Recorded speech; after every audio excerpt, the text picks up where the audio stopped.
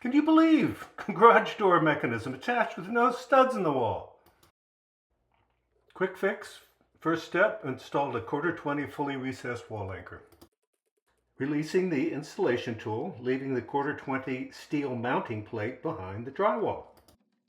Installing a 1/4 threaded rod and a 1/2 inch bushing. Tapped in the 2x6 against the wall, guided by the pre-existing nails. Installing a support block with a washer and nut to firmly seat the 2x6 back into position.